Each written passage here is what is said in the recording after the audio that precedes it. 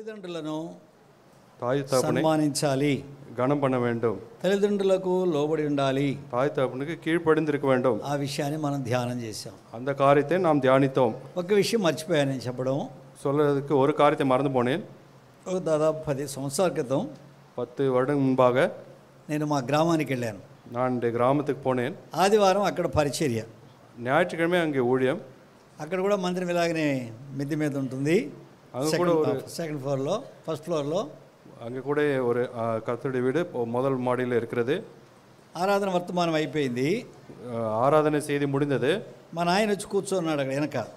எங்கள் அப்பா வந்து பின்னாடி உட்காந்துருந்தார். సరే నేను రెస్ట్ రూమ్కి వెళ్తున్నాను కిందకి. நான் கீழே ரெஸ்ட் ரூமுக்கு போனேன். ఆయన పిలిచి அவர் கூப்பிட்டு నాకు నీళ్లు తీసుకురా అన్నాడు. எனக்கு தண்ணி கொண்டு வான்னு சொன்னார். నాకు కోపం వచ్చింది. எனக்கு கோபம் வந்தது. నువ్వు వచ్చింది ఇప్పుడే కదా, ఇప్పుడే వచ్చి ఇప్పుడే నీళ్ళు కావాలంటావేంటి అని కోపంతో వెళ్ళిపోయాను కిందకి.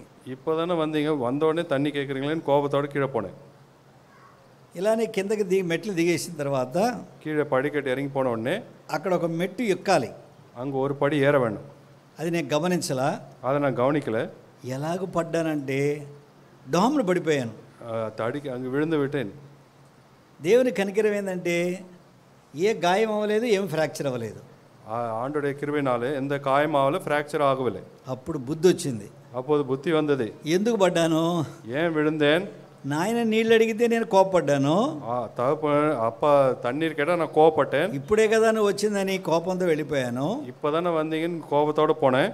ఎలా పడ్డానంటే అసలు నాకే ఆశ్చర్యం అనమాట. இப்படி இது எனக்கே ஆச்சரியமான ஒரு காரியம். దేవుడు కనికరించాడు, ஆண்டவர் இறங்கினார். అప్పుడు బుద్ధి తెచ్చుకొని அப்போ புத்தி வந்து మంచినీళ్ళు తీసుకొని మా నాయనకి ఇచ్చానమాట. நல்ல தண்ணி எடுத்து போய் எங்கள் அப்பா கொடுத்தேன். ఎందుకు చెప్తున్నానంటే எதுக்கு சொல்கிறேன்னா, ఒక చిన్న విషయంలో కూడా ஒரு சின்ன விஷயத்தில் கூட మనం తప్పిపోకూడదు. తల్లిదండ్రుల విషయంలో, தாய் தகப்பன் விஷயத்திலே நான் தவறி போகக்கூடாது. అది అంత చిన్నదానికి మరి నేను పడినాను. వాస్తవంగా అయితే ఏదో ఫ్రాక్చర్ కావాలి, ఏదైనా గాయం అవ్వాలి, కానీ దేవుడు బుద్ధి చెప్పడానికి ఆ కార్యం చేశాడు. அந்த சின்ன விஷயமா இருந்தாலும் நான் விழுந்த ஃப்ராக்சர் இல்லை காயம் ஆயிருக்க வேண்டும். ஆண்டவர் புத்தி சொல்லி கொடுக்கும்படியாக எனக்கு என்னோட பேசினார். కానీ గుర్తుపెట్టుకోండి, తల్లిదండ్రులు అంటే దేవుని తర్వాత అంత ప్రాముఖ్యమైన వారు. அதனால் ஞாபகம் வைத்துக் கொள்ளுங்கள், தாய் தகப்பன் என்றால் ஆண்டவர் பிற்பாடு மிகவும் முக்கியமானவர்கள்.